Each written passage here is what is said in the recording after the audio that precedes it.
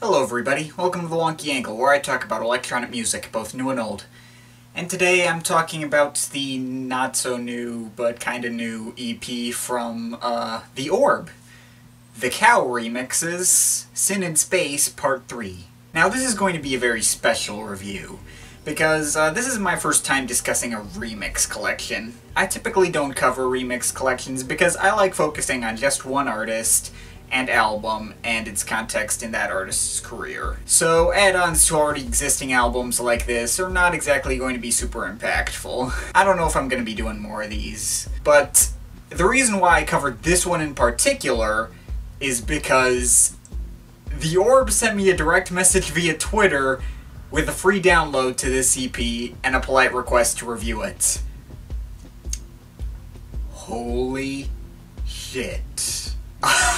I was geeking out and fanboying when Metamatics did this, and now I'm fanboying even harder, like, holy crap. The Orb themselves asked me to review this. Ugh. And since I fanboy really easily, I was more than happy to honor their request. Really amazing, they enjoy my reviews. Like, thanks guys. Now because I don't typically cover remix EPs like this, I'm not going to be giving this a numerical score, just briefly making a video discussing my thoughts on it. Now to recap what I thought about the main album, COW/Chill Out World, got the CD right here by the way.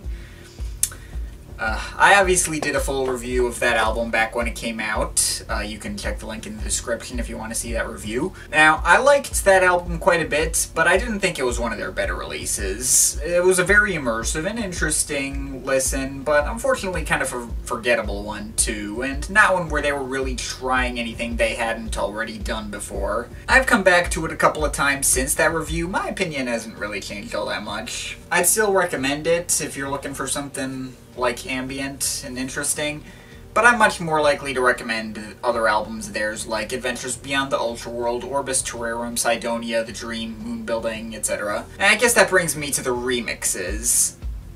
Well, I'll be honest, I don't follow the compact label very closely. Like, I'll have higher expectations when I see the compact name attached to a release, but I don't go out seeking artists on the label. To be honest, really the only labels I follow to that extent are Warp Records and Ultimate Records, but I digress. Point is, I'm not familiar with any of the four artists that made these remixes. The Field, Dave DK, Jorg Berger, may have mispronounced that as per usual, and Leandro Fresco. Regardless, I just jumped right into these remixes.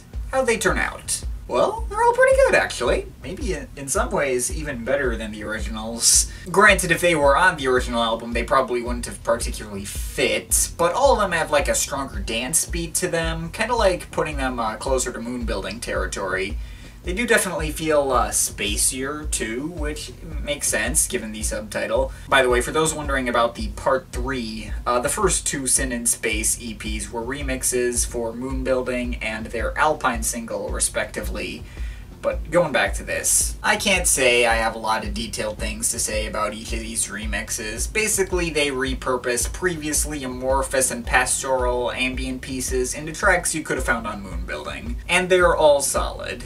Actually, in some ways, these are almost kind of more typical of The Orb than the original album was. The Fields remix of Nine Elms Over River Eno is probably the one that least resembles its original counterpart on the album. Another sort of spacey dance track. It's pretty cool.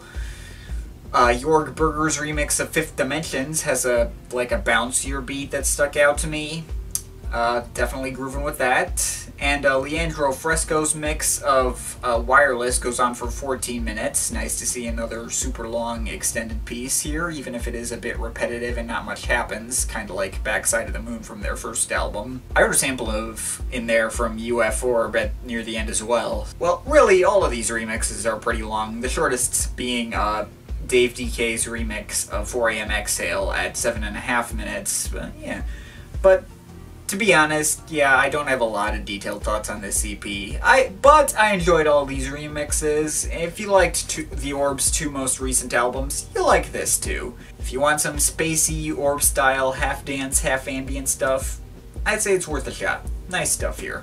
But of course, this is just my opinion. You can feel free to disagree with it, but I'd like to hear your thoughts, so leave the comments in the comment thing down there. But yeah, that's pretty much it. That's all for today. See you next time.